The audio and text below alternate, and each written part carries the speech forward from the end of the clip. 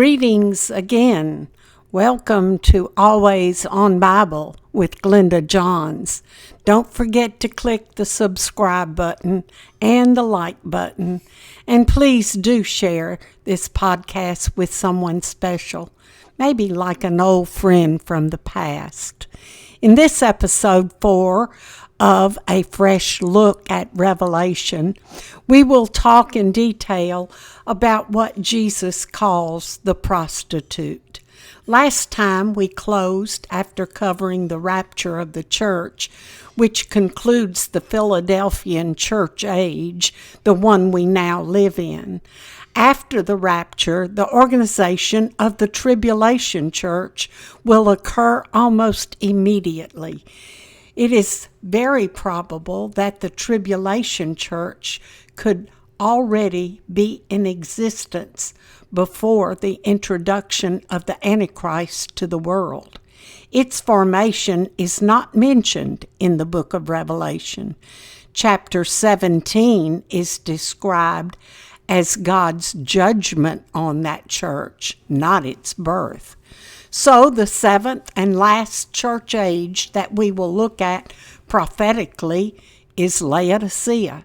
This will fit beautifully with my interpretation that the saved of the Philadelphian church age will be raptured. Let's take a closer look at the actual birth of this tribulation church.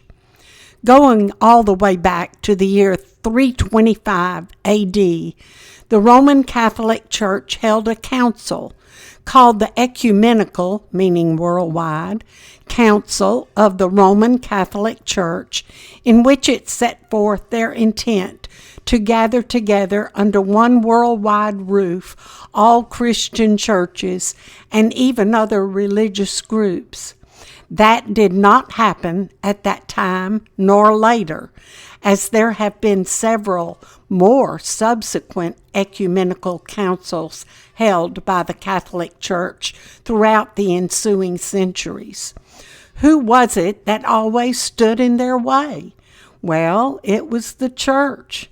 The body of Christ consistently refuses to accept the unscriptural practices of the Roman Catholic Church, such as the worship of Mary.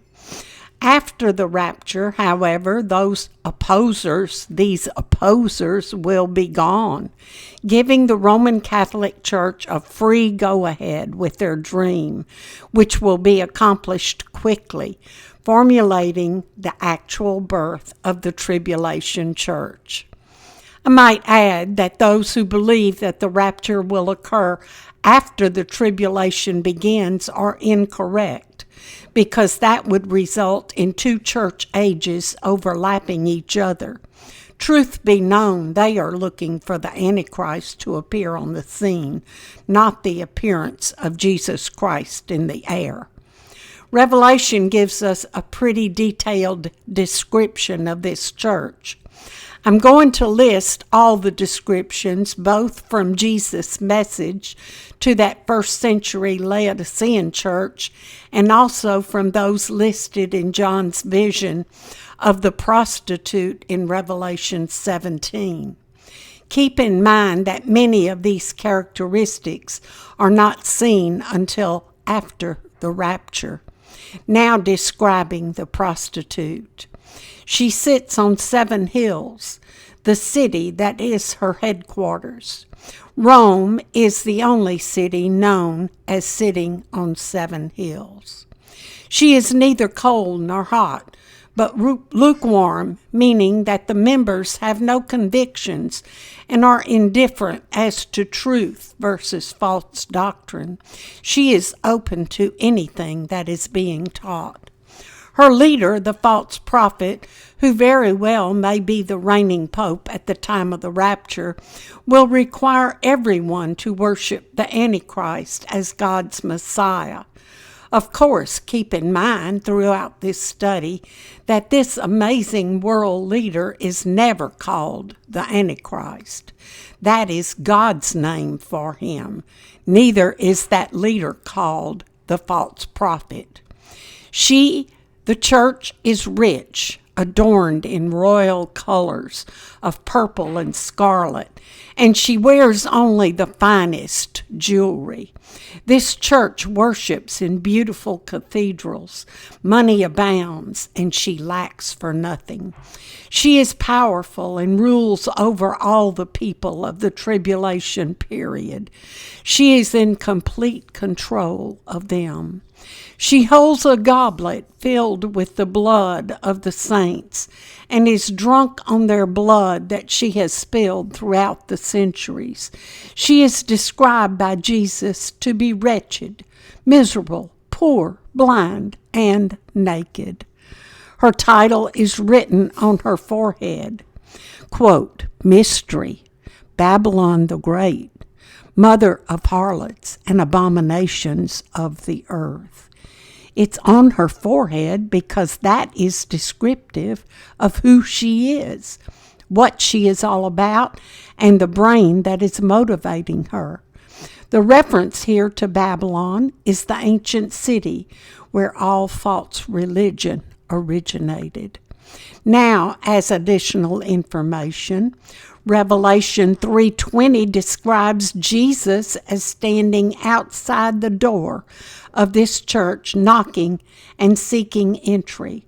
All people are welcomed to enter, but its doors are not open to Jesus Christ, for its leader is demanding that the members worship the Antichrist, claiming him to be God's promised Messiah.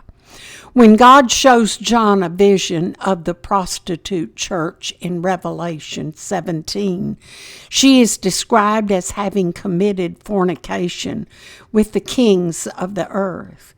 Don't forget that a prostitute's activity is all about her sex life outside of marriage. These kings are followers of the Antichrist, but the fornication is not sexual but spiritual. When a human worships another god, God considers this to be spiritual adultery or fornication. As John gazes upon this prostitute, he is astounded and shocked. Now, as a matter of advice to you, if you're reading the King James Version, it describes John's reaction as having admiration for this prostitute.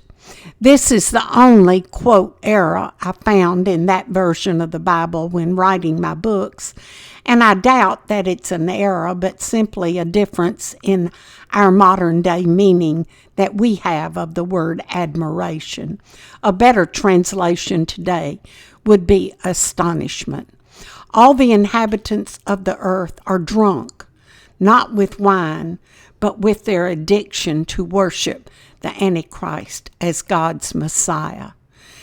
Now, in close connection to the birth of the tribulation church is the description of the man who sits on her throne running this mega worldwide organization. This man is called by God the false prophet. As I said, he could very well be the Pope who was in office at the time of the rapture. The description of the false prophet is given to John in a vision in Revelation 13. He is described as having 2 horns like a lamb, meaning he is soft-spoken and of a calm spirit like a lamb. Sounds like a good pastor and leader, doesn't he? But his words are from Satan. He never speaks the truth. He performs great wonders. He makes fire fall down from heaven.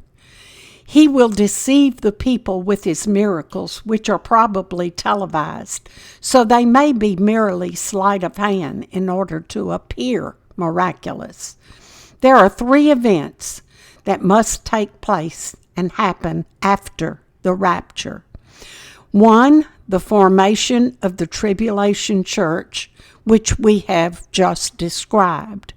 And 2, the battle of Gog and Magog, coming up in the next episode. The rebuilding of the temple is number 3. It will be rebuilt in Jerusalem by the Jews, and it will immediately follow the battle of Gog and Magog. The next event, that battle, is covered in episode 5. Meanwhile, though, before you log off, be sure to click the subscribe and like buttons. Have you thought about sharing these podcasts in your small group? They are short enough so as not to take up too much time and would be a great enlightenment to your friends. See you next time.